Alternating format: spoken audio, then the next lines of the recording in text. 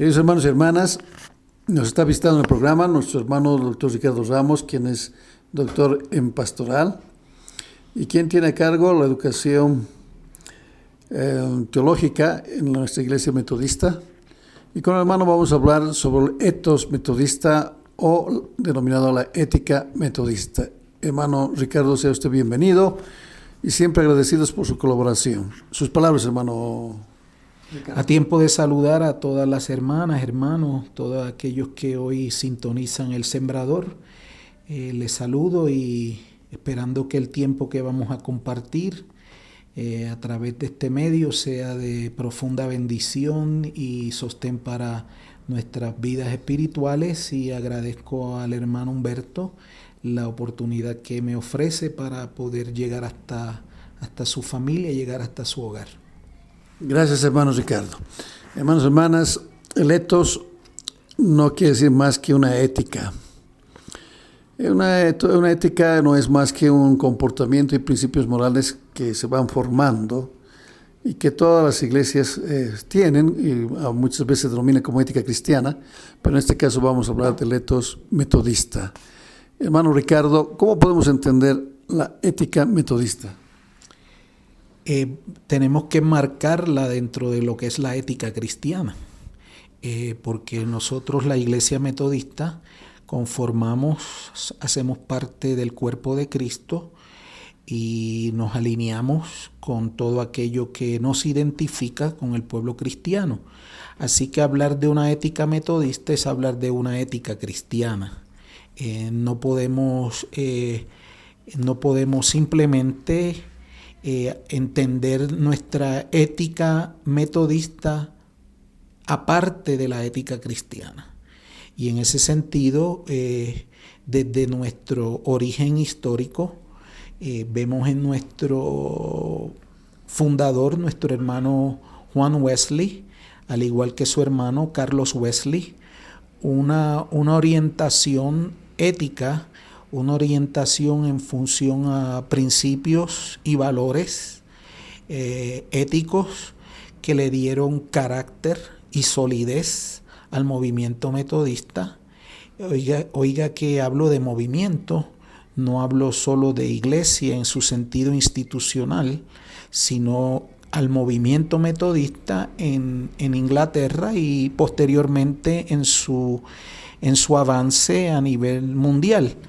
Y nace precisamente en ese sentido de los hermanos Wesley y del pueblo llamado metodista en Inglaterra, en unos principios fundamentados en la santidad.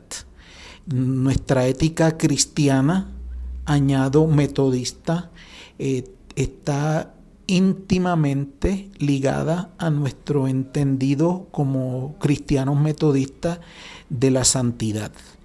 Santidad de vida, santidad de corazón, santidad en lo personal, individual, santidad en nuestro sentido comunitario o colectivo, santidad adentro, santidad afuera.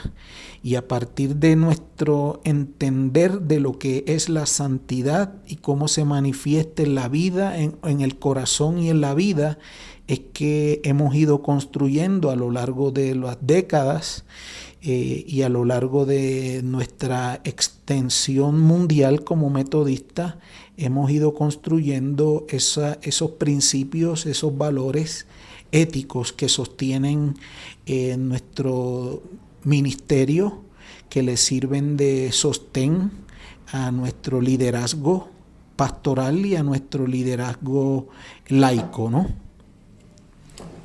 Gracias, hermano Ricardo. Dentro de lo que nació la iglesia metodista, históricamente, el movimiento metodista, se marcó como ética una lucha contra el alcohol. Y entonces los hermanos sostenían que había que tener una templanza, una abstinencia, como también contra toda diversión de juegos de azar, contra toda reunión donde no se elevaba el nombre del Señor Jesucristo o no se alababa. Estos principios éticos parecería ser que han pasado a la historia. Pero ¿cómo ve usted, hermano Ricardo, en ahora nuestro contexto, si nosotros todavía debiéramos mantener dentro de lo que se llama la santidad social valores éticos y morales que nos distingan de los demás. Por supuesto, la ética no se puede descontextualizar. O sea, la ética no es un concepto abstracto que reside en un espacio sin tiempo, sino que la ética tiene un contexto y tiene un tiempo, y como bien mencionaste, hermano Humberto, en el contexto de la Inglaterra de Juan Wesley y del pueblo llamado metodista, había males sociales que atentaban contra la integridad individual, familiar y social. Y entre ellos, pues obviamente estaban los vicios, como bien mencionaste, el alcohol, el tabaco, los juegos de azar y toda suerte de actitudes personales y sociales que desviaban la atención y dividían la familia y destruían la nación. Y si miramos en estos tiempos, pues tenemos esos males y muchos más que también atentan contra la persona, la familia y la sociedad.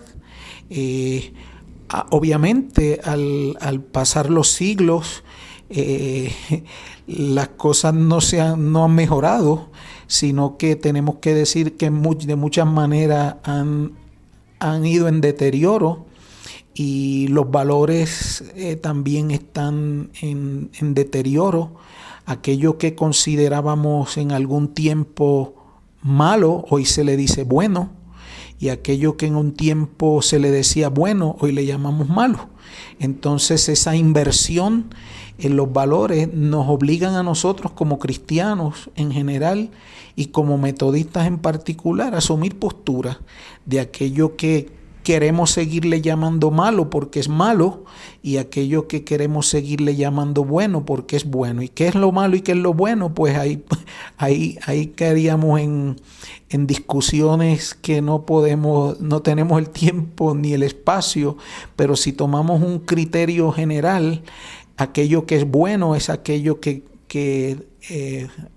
tiene que ver con la construcción de nuestra relación con Dios y con los demás, aquello que sirve al propósito de acercarnos a Dios y acercarnos a los demás. Eso es lo que en la ética cristiana metodista le llamamos bueno, ¿no? Aquello que me acerca a mi Creador, aquello que me acerca a su creación, aquello que me acerca a mi prójimo es lo bueno. Y aquello que me aleja de Dios, aquello que me aleja de mi Creador, aquello que me aleja de lo creado y de mi prójimo, es lo que en la ética cristiana podemos y debemos llamar como lo malo. Entonces ahí cada persona tiene que ubicarse en sus acciones, en su santidad personal, y ver de qué manera esto incide en nuestra familia y en nuestra sociedad. Gracias, hermano Ricardo. Quisiéramos tal vez redondear sus palabras o apoyarlas más. Bueno, es todo lo que, como decía nuestro hermano Ricardo, nos acerca a construir el reino de Dios, a construir lo que el Señor nos ha dicho y a obedecer sus mandamientos. Pero tenemos que tener en cuenta que la Biblia también tiene valores éticos. Hay valores éticos cristianos que están dichos desde que el Señor ha creado esta humanidad, y que a través de toda la historia bíblica y a través de la historia de la humanidad se han ido sosteniendo y defendiendo, como por ejemplo el derecho a la vida. Pero son tan grandes los temas que hoy solamente, queridos hermanos, para ustedes vamos a tratar de dar una visión de lo que podría ser un ethos y una ética, con el compromiso de que vamos a ir desglosando tal vez algunos otros problemas, como aquel que es, ya lo dije, el de la defensa de la vida, el aborto. Pero ¿quién tendría que ser el referente de lo que es una ética, de lo que son los valores morales? Nosotros creemos desde este programa que son aquellos que están ministrando y están dando la palabra del Señor. En realidad son los pastores. ¿Cómo ve usted esto, hermano Ricardo? Bueno, por eso precisamente fue que Jesús escogió a a hombres y yo puedo añadir a mujeres para que representaran y fueran el referente ético para el pueblo. Jesús mismo lo fue para sus discípulos, el referente ético, y a su vez Él los escogió y nos escoge para que donde quiera que estemos como pastores de su rebaño, de su grey, podamos ser el referente ético para el pueblo. Y muchas veces nos preguntamos y miramos la distancia que existe entre lo que predicamos y lo que vivimos, y me refiero a partir de la pastoral. A veces entendemos en la teoría que debemos y hemos sido llamados a ser referentes éticos para el pueblo, y lo entendemos a un nivel cognitivo, cerebral, pero a un nivel práctico, pastoral, condice, ¿no? Está lejos de ser así. Y entonces después, como líderes, pastores, nos preguntamos por qué el pueblo anda como anda. Entonces yo creo que la pregunta se revierte. El pueblo anda como anda porque nosotros como pastores y pastoras, gente llamada a ser referentes éticos para el pueblo, no lo estamos siendo. Entonces la pregunta tiene su respuesta. ¿Por qué la gente anda como anda en las iglesias? Sin criterios éticos, sin una postura que defina lo bueno de lo malo y se actúe en función a aquello. ¿Por qué? Nos preguntamos. La pregunta se revierte, insisto, porque nosotros mismos, los que hemos sido llamando a ser el referente, no lo estamos siendo. Entonces, ¿qué se puede esperar del pueblo? En otras palabras, no siempre el pueblo, aun teniendo referentes éticos, actúa dentro de esa ética, pero eso debe ser la excepción y se ha convertido en la regla, ¿no? El pueblo no está andando como tiene que andar muchas veces porque no encuentra en aquellos que dicen ser llamados por Dios para ser pastores y pastoras, no están tomando en serio su responsabilidad y yo diría su testimonio cristiano, ¿no? En lo que a la ética respecta. Gracias, hermano Ricardo. Vamos a acotar un poco sus palabras. Efectivamente, quienes están llamados a ser un digno testimonio del Señor son precisamente aquellos que están ministrando. Porque no hay peor cosa que quien predica de otra imagen de vida. Entonces se convierte en pie del camino porque se hace más daño, ¿no? Y no solamente los que están en una iglesia pueden condenar, sino que también la sociedad toda. Y la sociedad toda a veces exige demasiado a quienes están ministrando. Pero si nosotros tomamos la palabra del Señor, y me voy a permitir leer, hermano, en Tito, en el capítulo 1, solamente un versículo, el 7, que nos dice, hablando de cómo tendrían que ser los ancianos o los obispos dentro de lo que es una comunidad. Y Pablo escribe y dice, porque es necesario que el obispo sea irreprensible como administrador de Dios, no soberbio, no iracundo, no dado al vino, no pendenciero, no codicioso de ganancias deshonestas. Solamente este pequeño versículo nos está diciendo un mundo entero que a veces observamos dentro de lo que se llama el poder eclesial, lo contrario. Entonces, hermano Ricardo, la pregunta es si usted considera que debiéramos aferrarnos siempre a la palabra del Señor o tal vez ser más elásticos, porque como todo evoluciona, todo ha cambiado, esa es siempre la disculpa, que todo ha cambiado y todo ha evolucionado, entonces resulta que a veces la Biblia no responde, o según algunos, y para otros es antigua. ¿Cómo sería su visión, hermano Ricardo? Bueno, yo me afirmo en que el cielo y la tierra pasará, mas su palabra no pasará.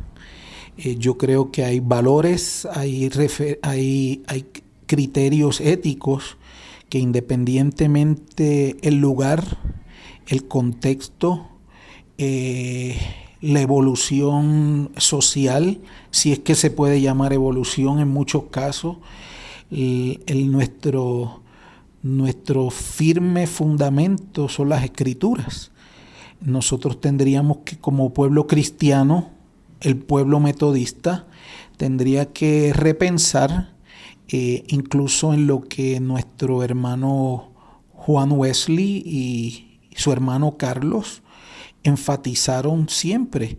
Nuestro criterio ulterior de fe y conducta son las Sagradas Escrituras. Entonces no podemos minimizar el valor de las Escrituras en lo que a la ética se refiere, y mucho menos en lo que a la ética de los líderes, pastores, ancianos, obispos, cualquiera sea su jerarquía, la Biblia señala. Y para mí esos principios que acabas de leer, hermano Humberto, son trascendentales, quiere decir trascienden el tiempo, las épocas, para servir como criterio y también como referente de juicio. Es decir, que el juicio que Dios haga comienza en casa y comienza en los que hemos sido llamados, incluyendo mi persona, ¿no? Hasta qué punto mi vida refleja ese verso, hasta qué punto yo estoy en el ministerio simplemente por ganancia, ¿no? Por tener una fuente de ingreso, y muchas veces marcada dentro de la deshonestidad, ¿no? Y tantas otras cosas que podemos extraer, reflexionar en ese solo verso, ¿no? Lo que tiene que ver con ser pendenciero, siempre estarle buscando algo por lo que pelear, con lo que agarrarse de aquello que no nos pertenece, porque nosotros solamente somos gente llamada y tenemos que entenderlo en función de esto. Hermano Ricardo, hemos hablado de los líderes, pero ¿qué es de un miembro metodista, del pueblo metodista? Los valores éticos también están presentes para ellos y podrían ser los mismos, pero ¿usted considera que un miembro metodista podría tener tal vez una disculpa de decir, bueno, yo no soy líder y estoy en formación o en el camino de la santificación, para no tener una moral, una ética que nos distinga de los demás? Porque cuando uno es creyente, por lo menos desde este programa lo vemos así, el que es creyente tiene que distinguirse del comportamiento de lo que es el mundo profano. Usted ya lo ha dicho, el mundo profano hoy en día está lleno de vicios, ¿no? Y a nada nos extraña, ¿no? No nos extraña que el alcohol esté haciendo barbaridades en los colegios. Ya no estamos hablando de universidades, sino de colegios, que estuviera haciendo escándalo desde prácticamente jóvenes, desde a partir de 12 años, 15 años, ya vemos que están tomando. Pero un miembro, ¿qué debiera ser? Porque también tiene que ser un testimonio, a distinguirnos de lo que es el comportamiento que parecería normal fuera. ¿Cuál es su opinión, hermano Ricardo? Definitivamente, ningún miembro, vamos a hablar en función de membresía, ¿no? Pero yo quisiera tal vez darle un giro a esa concepción y hablar no solamente de miembros, sino de discípulos. No importa en qué congregación nos encontremos, hemos sido llamados a ser discípulos. Y el ser discípulo no necesariamente tiene que ver con nuestra afiliación o membresía. Y si partimos de ese punto, si yo soy un discípulo del Señor, no me puedo excusar en mi conducta, mi ética en el pastor o pastora de la iglesia, ¿no? Y así pueden hacer muchas personas, miembros. Voy a usar la distinción de miembro y discípulo, ¿no? Mucha gente que son miembros, pero no son discípulos del Señor, se excusan en el liderazgo. Dice, bueno, si mi pastor se farrea, si mi pastor está en esto y aquello, si mi pastor es un mentiroso, si mi pastor es un hipócrita, si mi pastora de la iglesia es una pendenciera, ¿cómo yo me voy a ver a mí mismo? Yo me veo entonces, a partir de eso, yo me voy a excusar, me voy a justificar, y eso yo lo puedo entender en una persona que no ha entendido que somos inexcusables, si es que somos discípulos del Señor. En lo terrenal, en lo humano, en lo institucional, esos miembros se van a justificar o explicar su mala conducta, su poca ética en el líder. Y eso yo lo puedo ver desde una perspectiva, bueno, si tal es el pueblo, tal es el sacerdote, dice la Biblia, ¿no? Pero eso no justifica al pueblo, y en este caso yo no he visto ningún discípulo del Señor, ahora estoy usando el término discípulo del Señor, que se excuse en el líder o el pastor o pastora.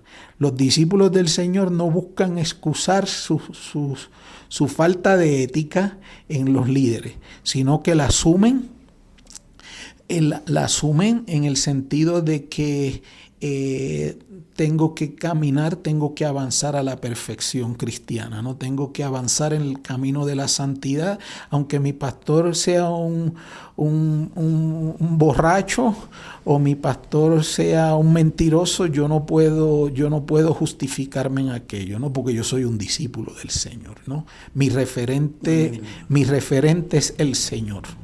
Y mi referente ético, si vamos a verlo dentro del marco bíblico, y yo diría neotestamentario, y diría dentro de los evangelios, yo diría en el Sermón del Monte, ¿no? Y en lo que nosotros como pueblo cristiano metodista vemos como el mejor referente ético, porque somos discípulos del Señor. Mi referente ético es el Señor, Jesús, porque si solamente me voy a referente ético del líder o de la denominación o de la iglesia local, ahí estoy caminando por terreno peligroso.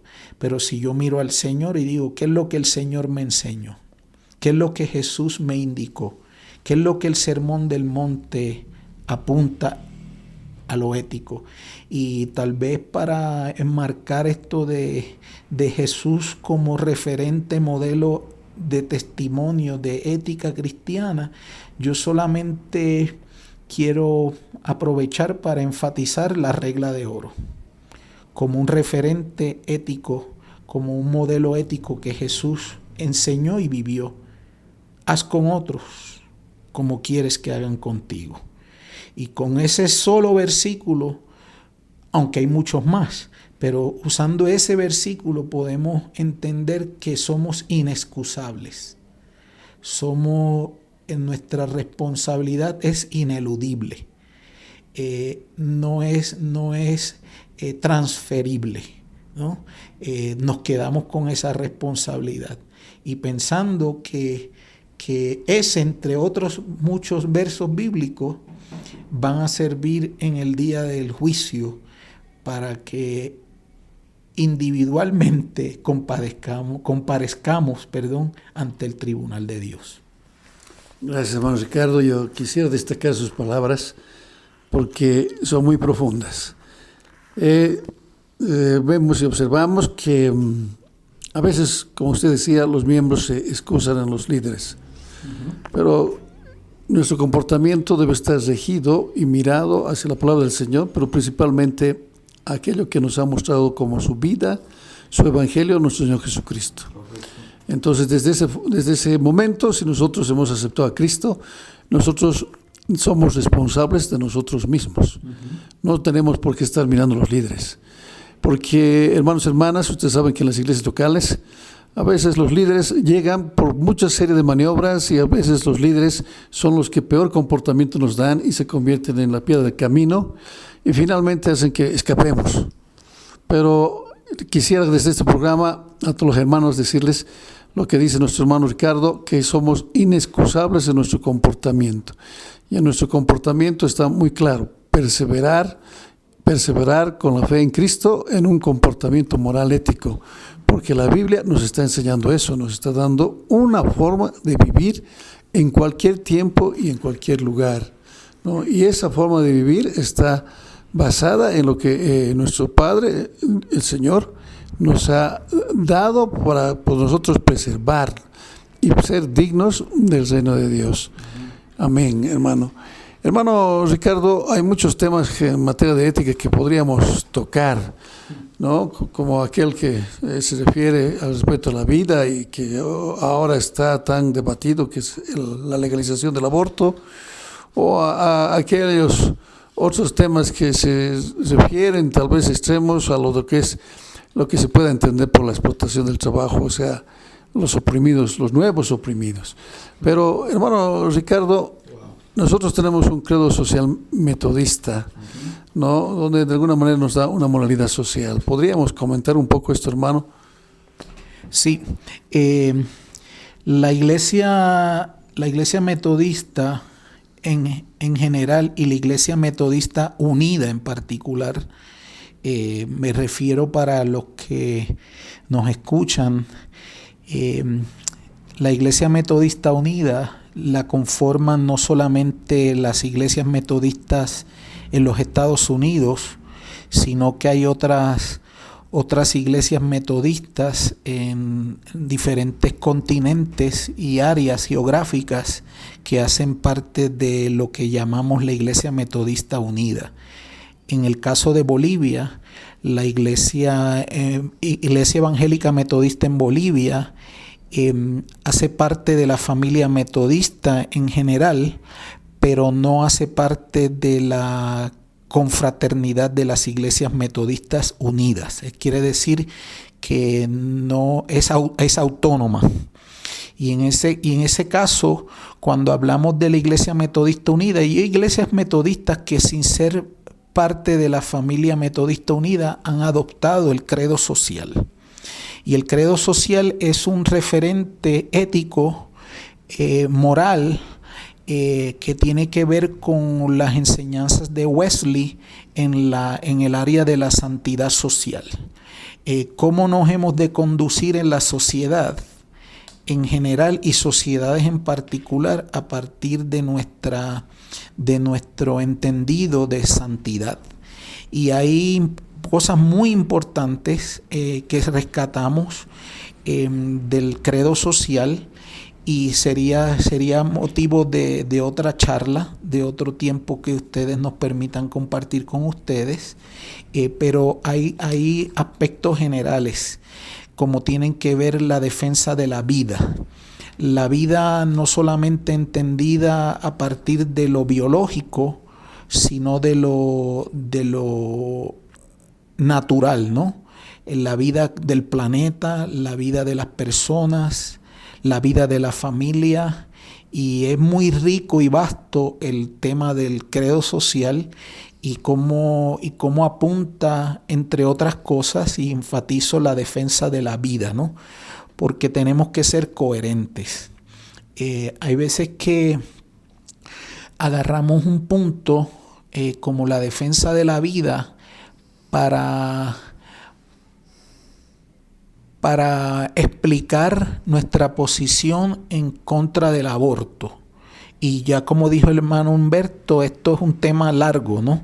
Pero para dar algunos lineamientos, decimos, bueno, es que la iglesia es pro vida. Estamos en defensa de la vida. Por eso no podemos permitir la legalización del aborto. Y yo creo que si bien es cierto que tenemos que asumir una postura, nuestras posturas tienen que ser coherentes, éticamente hablando. O sea, yo no puedo hablar que defiendo la vida de una persona no nacida, y cuando llega a defender la vida de una persona que ha cometido un crimen, y que muchas iglesias apuntan a la pena de muerte. por un lado defienden la vida del no nacido y por otro lado dicen que el que la hace la pague, ¿no? Y entonces eso, ahí no hay coherencia. Hablamos de la defensa de la vida o ser pro vida a un ser humano no nacido, y por otra parte, cuando nace ese ser humano, no proveemos los medios, no facilitamos para que desarrolle su vida. Entonces no hay coherencia, ¿no? Tenemos que ser coherentes. Quiero decir con eso, si yo creo que si estoy en contra del aborto, tengo que estar a favor de la vida también cuando esa criatura nace. Y a veces nos olvidamos de esas criaturas a las que decimos defender después que nacen.